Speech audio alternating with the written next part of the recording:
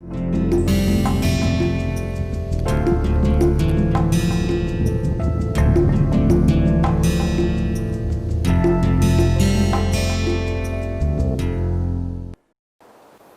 we were looking at various ways of defining the polynomial hierarchy. So one of the ways that we saw was we can look at a Turing machine model as a way of defining the polynomial hierarchy, right? And we also ended by noting that we can get a oracle based definition again for defining the polynomial hierarchy. So let's look at the proof of that approach. So that's where I think we ended last time. Okay. So what I am going to prove today is that sigma 2p is NP to the SAT. Okay. And I'll just leave the generalization to you. You can see that this can be generalized for any I. For any I, sigma IP is NP to the a complete problem for sigma I minus 1p, okay, which is sigma I minus 1 SAT in particular. Yeah. So is everybody clear about the oracle model? What does it mean to say when we have a oracle language with respect to a particular class? Okay. Okay, so let's look at the proof of this. So first let's show that sigma 2p is contained in NP to the SAT. Okay. So this is what we'll show first. So let L belong to, so let L be a language in sigma 2p. Okay. So what does that mean? It means that there exists a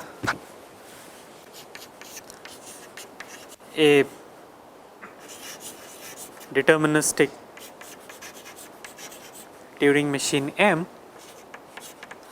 such that for all x belongs to L, if and only if there exists some string u such that for all v M given x, u and v accepts. Okay. So I just, so when I say there exists u and v, I mean that polynomially bounded strings u and v. Okay. So what does this statement mean? I mean, so the goal is to show that such a computation can be simulated using an NP machine with an oracle query to a SAT instance. So how do we show that? So well, note the following thing. So let us note just this part of the computation. Okay. So suppose, okay, of course x is provided to us, and suppose somebody also provides us with a u. Okay. So let's assume that we are provided with an x and with an u. Then what does this mean? I mean, what is happening over here? What kind of a computation is this? Well, not, I mean, you can reduce it to SAT bar. I mean, L is some any arbitrary language, but as you suggested, this is basically a co-NP computation, right? You are checking that for all strings v, is this machine given x, u and v equal to 1? Yeah. So in essence, this is a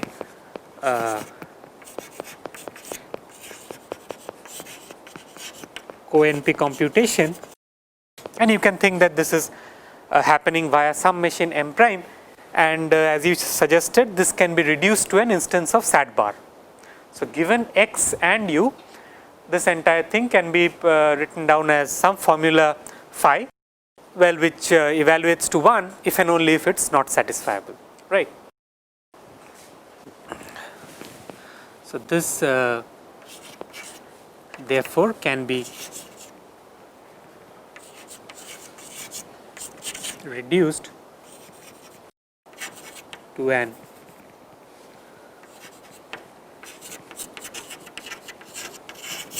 instance of SAT bar. So, now how do we prove this inclusion? What do you think? So, what we have to show is, given an x, I want to decide if x is in L or not using an oracle to SAT. Right. So, basically the point to be noted here is that whether we have an oracle for SAT or SAT bar, it is the same thing. Okay. I mean, I just flip the answer. If it is an oracle for SAT and I am making a query for a SAT bar instance, whatever answer I get, I just flip it. I mean, so that is the good thing about having an oracle. So, as he suggested, what we do is we construct an NP machine as follows. Okay. So, let us say I construct an NP machine M prime, okay, which non-deterministically guesses a string u, okay, of whatever length it is. I mean, there is some associated polynomial together with this machine. So, whatever is the value of that polynomial, I guess a string of that particular length. Okay. So, when I say guess, I mean that at every step I non-deterministically decide what is going to be the next bit of u, whether it is 0 or 1, and depending on my sequence of guesses, I land up with a string u. So, now together with this, so earlier what I had assumed is that somebody provides me with an u, but now as a result of this guess, I have a string u. So, together with the x and the u, I make a query to my oracle SAT bar, and whatever answer it gives me, I just output that. So,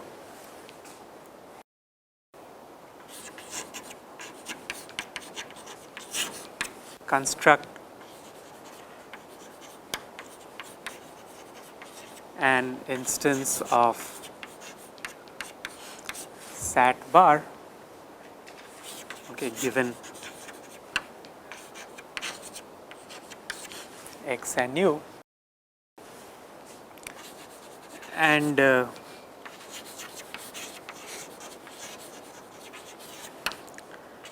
depending on the oracle's answer,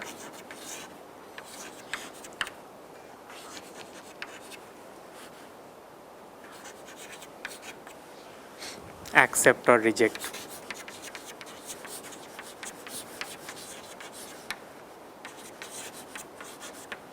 Okay. So, whatever basically this machine M was doing, just simulate the machine M. So, yeah, so this side was comparatively easier. I mean, you have the entire oracle for SAT sitting out there to help you, and in essence you are just making one query to that oracle, right. So, is this clear to everybody, right? And we of course have an input x given to us, and we are assuming we have some u, right. So, but we do not have a formula as such. So, where do we get the formula from? Exactly. So, basically use Cook's reduction. So, that is, so given any NP machine, we can always reduce it to some formula, right. And the same thing happens for a co-NP machine also. Given any co-NP machine, I can reduce it to a formula which is never satisfiable, right. So, that is the same thing. So, this basically I mean what I am doing here to get the SAT formula is just implementing Cook's reduction, right. So, that was implicitly mentioned over here. Okay, so that is one direction. What about the other direction?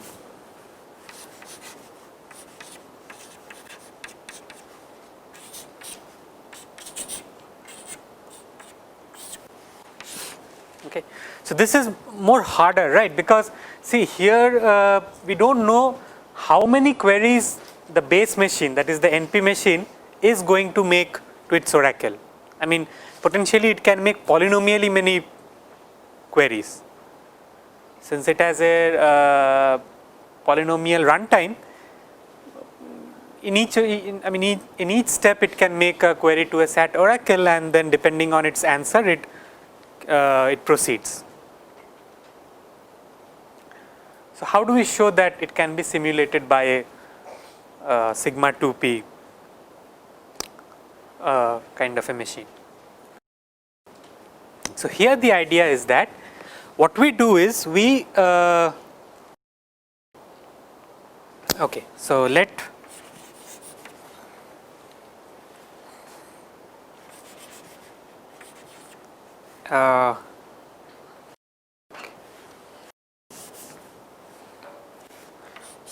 L belong to NP to the SAT via an NP machine n, let us say. Okay, so, the base machine is n. So, what we do is we guess two things. Okay. So, we guess all the non-deterministic choices that n makes. Okay. So, whenever it makes a non-deterministic choice, I guess all those choices, and I also guess the answers to all the queries that n makes to its SAT oracle. Okay. Of course, I have to verify those answers, because when a machine when n makes a query to a SAT oracle, it gets a right answer. So, if I am guessing that what that answer is going to be, I must have some means of actually verifying whether it is a correct guess. Okay. So, therefore, the idea is actually not again very difficult. So, the idea is guess all non-deterministic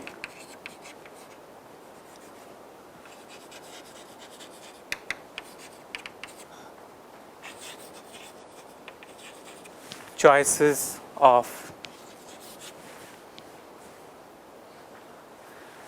n. Okay. So, let us say it has choices, it makes some choices C1, C2 and so on, maybe some m choices, okay, where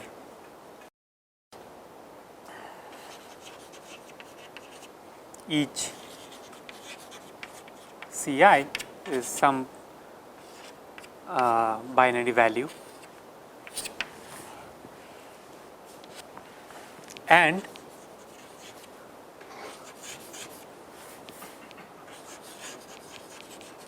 also guess the answers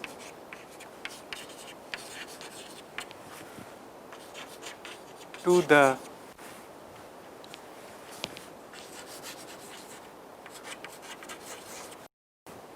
oracle queries made by n. Okay. So, I denote the answers as some A1 up to some AK. So, let us say it makes k oracle queries. So, k can be any polynomial in the length of the input. Okay. So, each of these AIs, okay,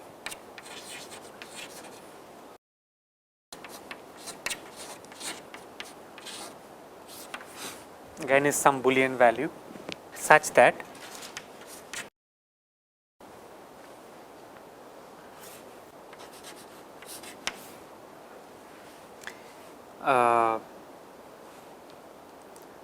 if x belongs to the language, then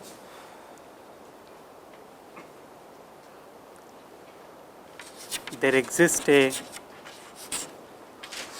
sequence of choices, okay, and correct answers, so this is very important,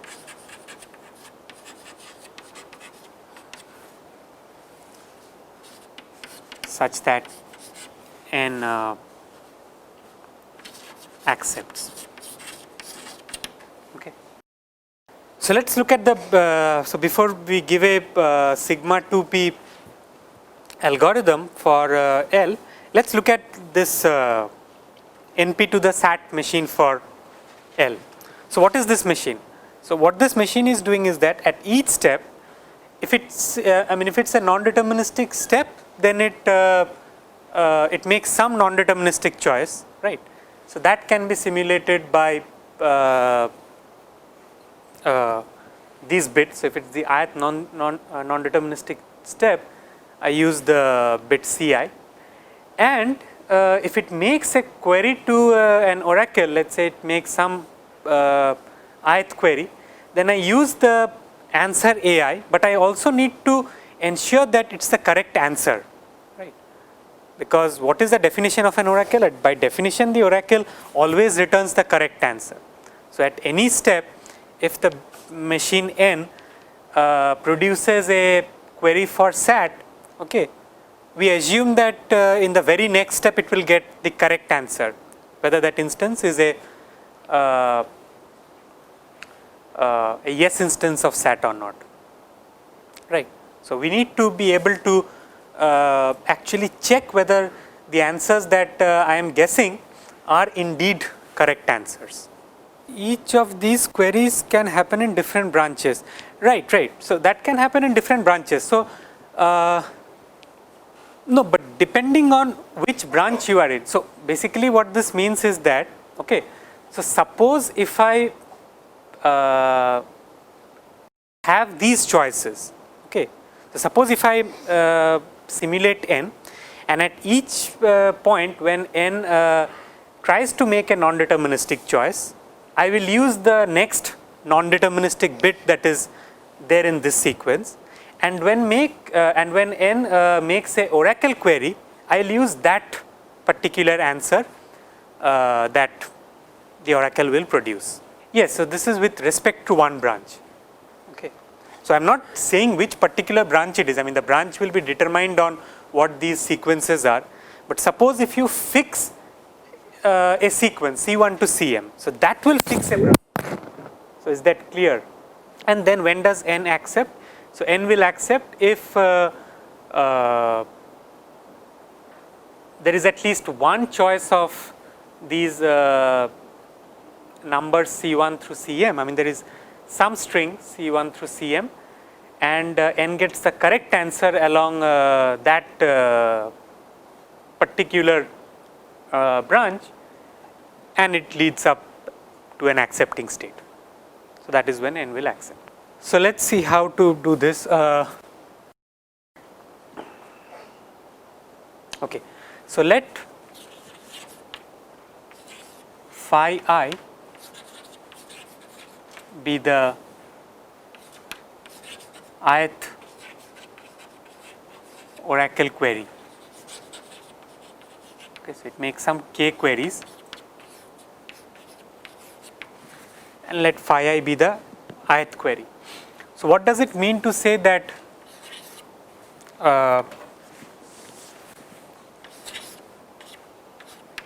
phi I is equal to 1? So when is phi I 1?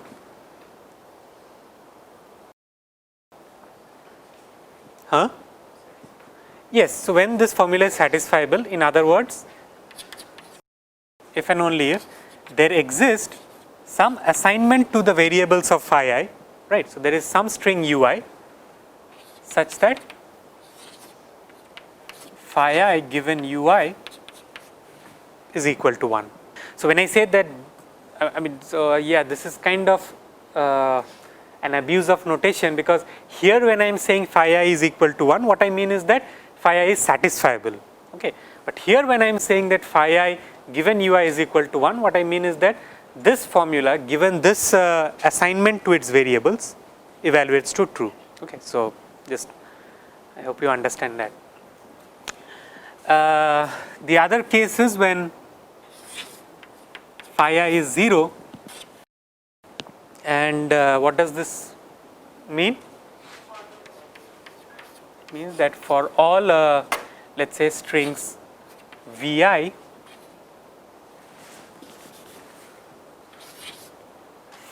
phi I of Vi is not satisfiable, right. So, this is what it means to say that a query, the answer to a query is 1 or 0. So, now how do I construct a sigma 2 machine? So, now the sigma 2 machine is not very difficult. So, we do the following. So, we construct a sigma 2 machine for L as follows.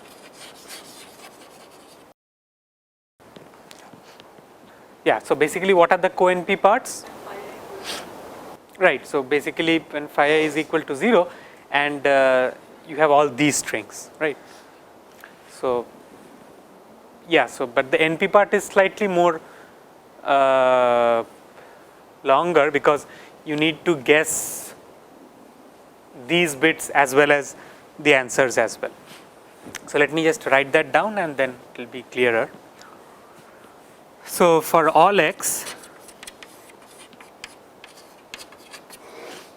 so we say that x belongs to this language. Okay. So, if I just simulate this definition of n, if there exists first of all a sequence of choices, some C1, C2 up to Cm, okay. There exist answers A1 through AK, okay, and we are also able to verify that these answers are correct. So, there exist strings U1, U2 up to UK such that for all V1 through Vk there is a deterministic Turing machine, okay, let me call it M, that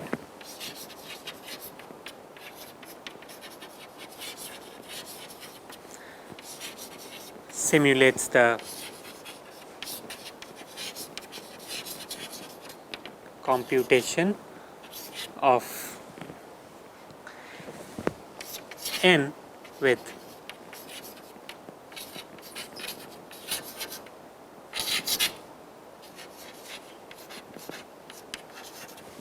Oracle queries to SAT. Okay. So, yeah, so we say that a language is in sigma 2p if there is some deterministic machine M, okay, such that there exists some string and for all some other string, this deterministic machine does some polynomial time computation. So, what is the polynomial time computation that this machine is doing? So, whenever, so it basically simulates n. So, whenever n makes a non-deterministic choice, it just goes and looks what is that particular value of Ci, and depending on what that Ci is, it proceeds deterministically. And whenever n makes a query to the oracle, it again checks what is the that particular answer. So, if that answer is 1, then it checks that for that particular UI, if phi I given UI as an assignment to its variable evaluates to 1 or not, and the same thing with when AI is 0. So, the main idea here, I mean the main idea behind this proof is that although there are, I mean the oracle is capable, I mean the machine is capable of making many queries to the oracle, we can in a preemptive manner guess all those answers and also verify them in an appropriate manner. So, that is the basic idea.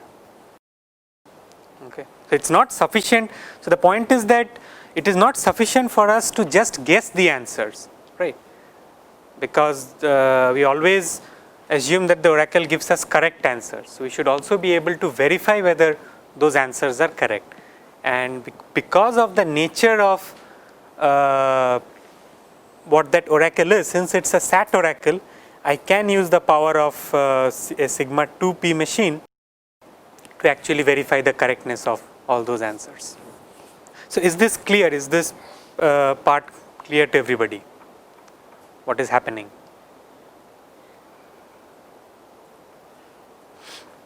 Right.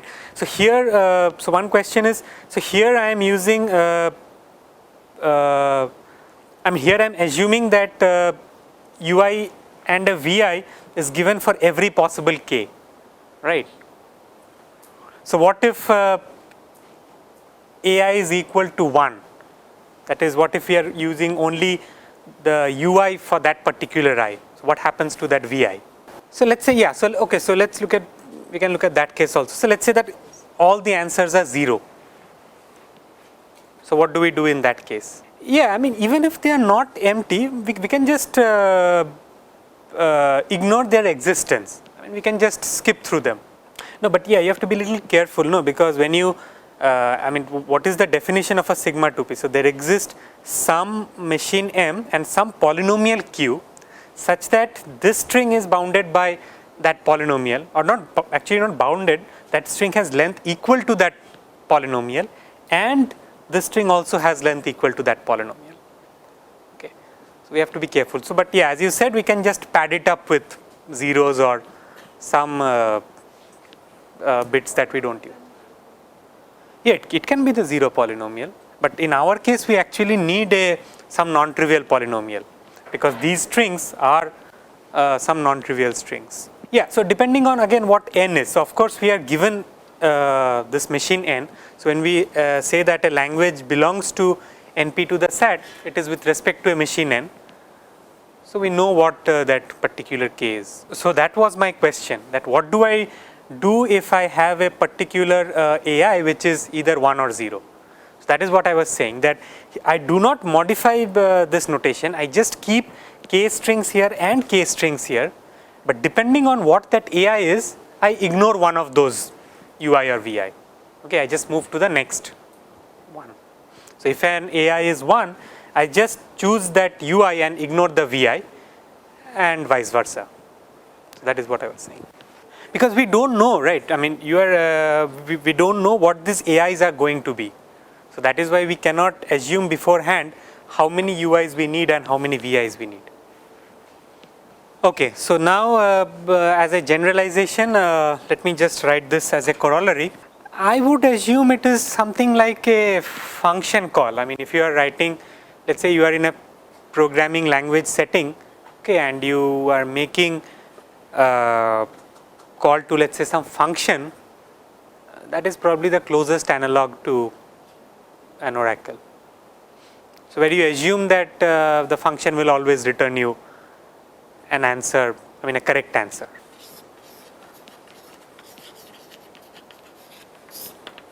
So, what we can say is sigma IP is NP to the sigma I minus 1 SAT. Okay. So, I do not think this P is used here.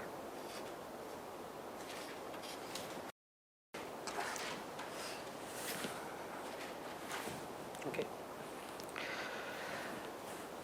Okay. So, yeah, so what we saw so far were 3 different ways of looking at the polynomial hierarchy and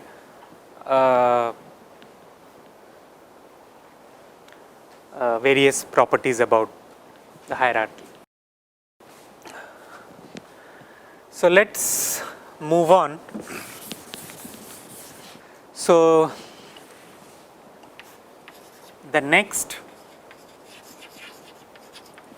topic that we would discuss is Boolean circuit complexity.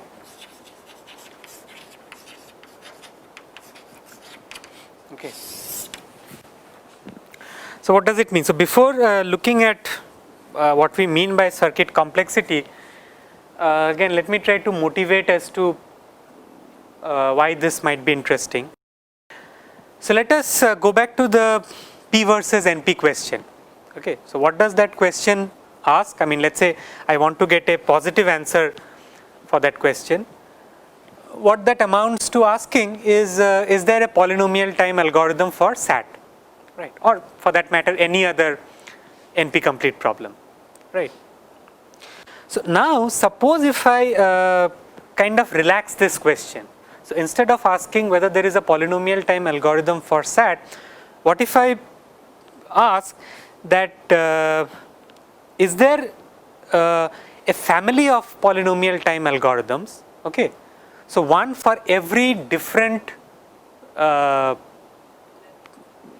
length of the given instance, okay? So whatever SAT instance that is given to you, you look at that the length of that instance, and depending on what that length is, you put it to that particular Turing machine, okay? So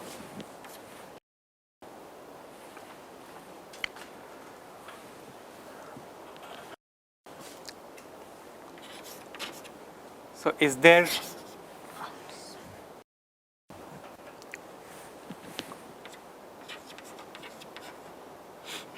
a family of polynomial time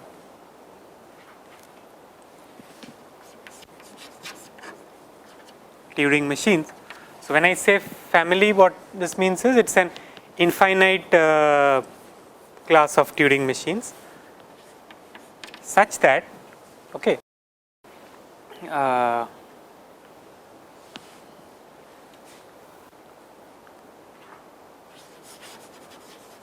given a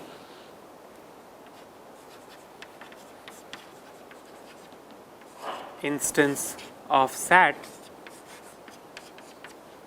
so let's say phi, if phi has length I, then mi given phi gives the correct answer.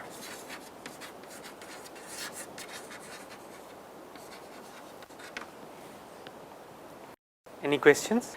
So yeah, of course this is an easier question, because now no longer we have the constraint that only one Turing machine should solve the SAT problem. What I am asking is that is there a family of Turing machines, an infinite family, so that depending on what the instance is, if that instance has length I, okay, the machine my would correctly decide whether phi is satisfiable or not, okay. So this is again the question which was asked by people immediately after showing that SAT is NP complete, again in the late 70s, that whether we can prove that such a relaxed version is indeed possible. And as it turns out that even this is hard. So in the next couple of lectures we will show that why this is also hard. So I'll just mention it here. So this is also not believed to be true, okay. But this was the motivation for I mean this was probably the earliest motivation why people started looking at what is known as circuit complexity. No, so actually we cannot say NP is equal to P. What we can say is something little less powerful. We can say that NP is equal to sigma 2p. No, I'm sorry, NP is of course contained in sigma 2p. We can say that the polynomial hierarchy is equal to sigma 2p, right. So that is not believed to be true. So yeah, so maybe I can mention this, that if this is true, then it would imply that the polynomial hierarchy is equal to sigma 2p. And this is probably the main reason why this is not believed to be true. Yeah, so what is the relation between this question and circuit complexity? So to see that, let's look at what circuits are. So what is a circuit? We have an informal idea, but we have to be little careful. So let me give the proper definition. So an n input and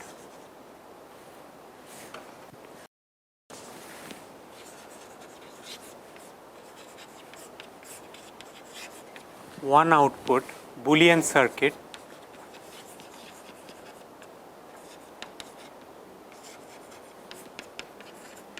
is a directed acyclic graph with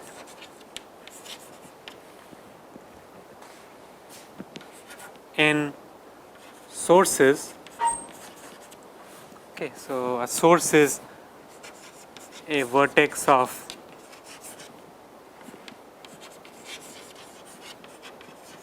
in degree 0 and one sink.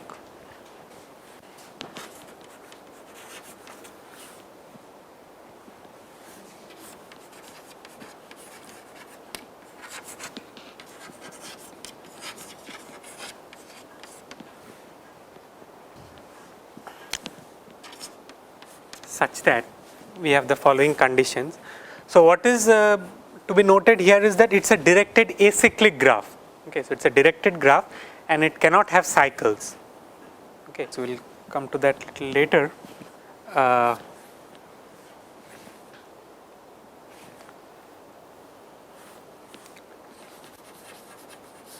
Every non-source vertex is called a gate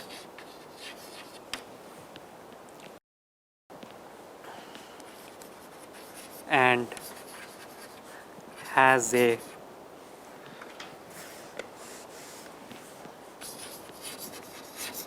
label or and or not.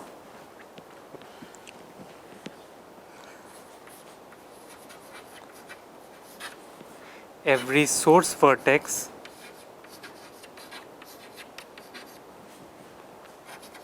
is labeled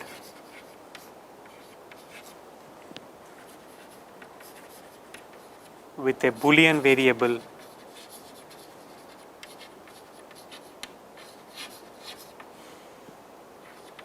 some Boolean variable. Okay. Yeah, it can be 0 or 1 as well. Okay, so so actually yes, I mean there are many generalizations which are possible. I mean you can also have a circuit with more than one output. Okay, so if it has multiple sinks, you can think of it as outputting many bits. And as you said that you can also have sources that are labeled with constants, that is 0 or 1. Okay, so I can include that as well, I guess. Or 0 or 1. So what else? Yeah, if a gate has label not, then it has in degree 1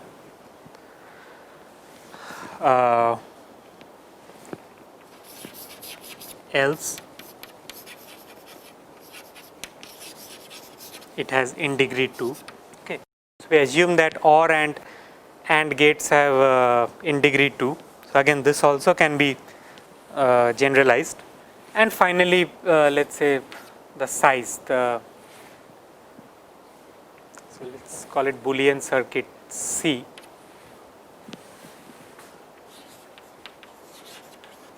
Size of C, which is denoted as follows, is equal to the number of